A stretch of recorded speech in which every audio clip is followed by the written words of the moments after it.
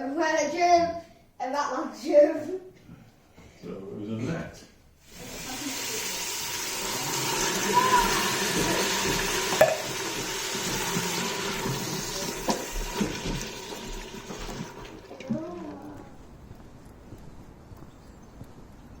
Right, we've just had a hearty wintry lunch with some tomato and lentil soup that I made today, and some bread and some hot dogs the kids made.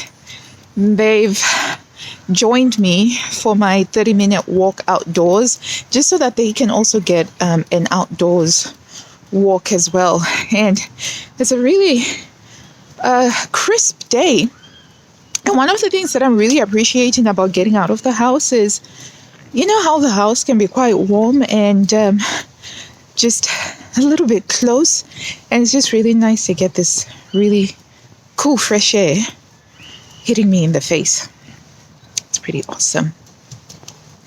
So kids are playing by the swings, and hopefully that will help them to get rid of the excessive energy that they get from not going to school and being stuck inside. There's a lot of screaming going on. I think I'm going to find a bench. I'm going to walk around, let them get to it. And I will find a bench which I will colonize, sit down, and maybe share a little bit more about some of the things that I've been doing to learn how to love winter, and also to learn how to just be more at peace with myself and enjoy the season as well.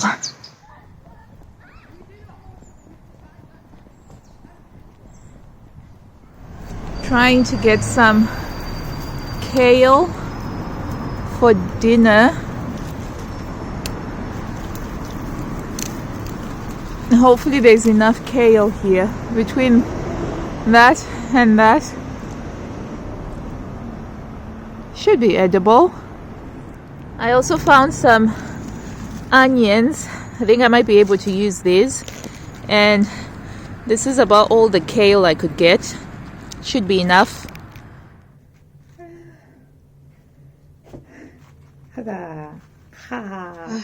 Back home now, and as you can tell, I'm back in the laundry room, because even though it is the most wonderful time of the year, the laundry still needs to get done, my friends. It still needs to get done. And in fact, I feel like the laundry doubles during the holidays, which is very, very strange. But I am doing my laundry every day. And for me, laundry means actually washing it, sorting it, folding it up, and putting it away. And it makes such a huge difference to your laundry system if you redefine what laundry means. Because back in the day when I used to struggle with laundry, it was because my definition of doing laundry was just putting it into the washing machine. And that was it. And I wasn't counting in the fact that I have to dry it, and then I have to fold it, and then I have to put it away. But once I did that, then that worked. Okay, so anyway, I had a really lovely walk with the children. And by the time we came back, the kids had a good, discharge of energy. And as I said, it's just really lovely to get the fresh air. Really, really wonderful to get the fresh air. Nothing beats fresh air, even if it's a little bit on the cold side. But as long as you're dressed up warm, it's really, really good. But I also got to chatting with, there was a woman there who was walking her dog, a really cute little cross between a Chihuahua and a terrier. So quite a cute little dog called Fudge. Fudge, which happens to be one of my all-time favorite confectionaries, which is actually really bad for me because it gives me bad tummy ache. But I always remember Fudge because of Fudge. And anyway, we got to chatting, and we got to talking about how walking feels really good, and other things that we do just, to keep our headspace in a good place and to stay positive.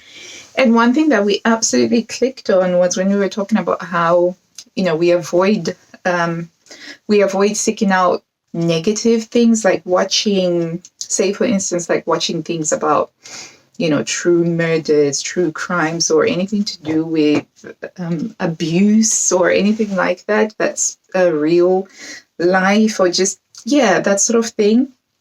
And I've realized that that's one thing that I have actually been doing for several years now, since I discovered that I didn't like horror films, and I suffered being teased by my siblings when at around 15 or 16, I just realized that horror films were just killing, because I'd be so terrified I couldn't sleep, and I'd have like really terrible night terrors, not just nightmares. And you can imagine when you're a teenager and you kind of say, nope, I'm not going to watch horror films because I'm scared of them. It was all like, oh, you're such a naive family or whatever and all that. But I was like, you know what? I don't care what you guys say. I'm done. I don't. So that happened way back when I was a teenager. And I don't do horror films, and it's quite funny when my husband is trying to pick out films for movie night, and he's like, oh, well, can we watch Goosebumps? And I'm like, no, that's a horror film. I'm not going to watch that, because I remember reading Goosebumps when I was a kid. But actually, on a more serious note, it is really important, actually, being aware of what you are feeding your mind. I read this really great book by this monk. It was called Silence, The Power of Silence. And he's a Buddhist monk, basically, and he's talking about that. And he talks about one of the 5 ways that we feed ourselves, apart from the nutrition that we actually take into our body. We feed ourselves by what we see and what we hear, and that feeds into our thoughts. And I found that very deeply meaningful. Now, I'm not saying it's still important to know what is going on around you, around the world, but what I'm saying is I don't go deep diving for negative these negative things. I'm not going to be watching true crime murder shows or listening to to that sort of stuff, anything that's like really, really dark. And that's just because I'm never able to shake it off. I will watch, if I watch something like that, it sits with me, like it stays with me for so long. Sometimes it can take even up to a couple of years for me to get it out of my system, but like really feeling, that, and it's not healthy. It certainly wasn't healthy for me anyway. So I try to feed myself more positive things. That's the sort of things that I will deep dive in, because let's face it, I think you get enough of the sadness and the things on the news, the bad things on the news. But I just wanted to, sort of like mention that that's also been something that's been very important in my looking after my mental space thing. And I'm just going to continue on with the rest of the laundry. So tonight I'm going to be making some kale. I think it's the last of the kale from the kale bed that we have. It needs to be changed out, basically, and that's going to be the spring summer project. We need to change the bedding because you have to do crop rotation if you're growing vegetables. Not a good idea to grow the same vegetables on the same patch year on year on year on. It's not good. So we're going to be moving the kale to another section of the vegetable garden. Right. In other news, I haven't even had time to open the advent calendar. That's how busy it has been today. So I'm going to finish putting away the laundry, and then we're going to find out what's in day 20 of the advent calendar. Okay, so what do we have? So it's nearly 2:30, but it's getting quite dark already. So we have it's another Black Magic Cocoa Edit eyeliner, liquid eyeliner. Oh no, it's warm brown. I tend to stay away from warm colors ever since I had my color analysis done, and I'm a cool and clear, which means that if I had to pick between black and brown, black is the color that makes me light up some more.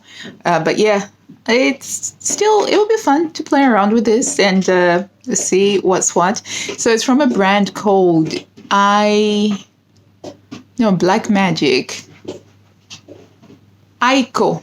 Yeah, it's from a brand called Aiko.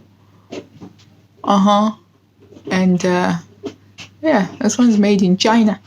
It's made in China, and the ingredients are water, copolymer, butane glycol, PEG, a bit of castor oil, iron oxides.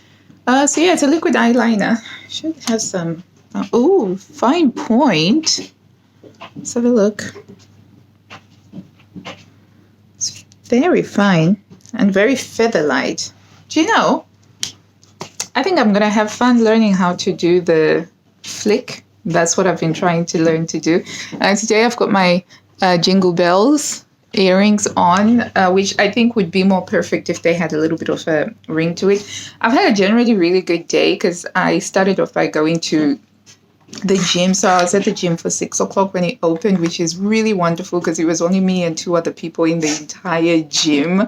So it was pretty awesome. Basically had the gym to myself. There's several different rooms in there, and we were in each like a different room. So that was pretty awesome. And I managed to do my leg press at 70 kgs. So I felt very strong. I mean, I'm feeling a little bit sore now, but in a good way.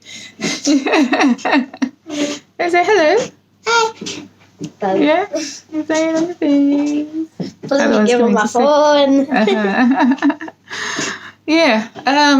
Right. Let's go onwards and forwards now.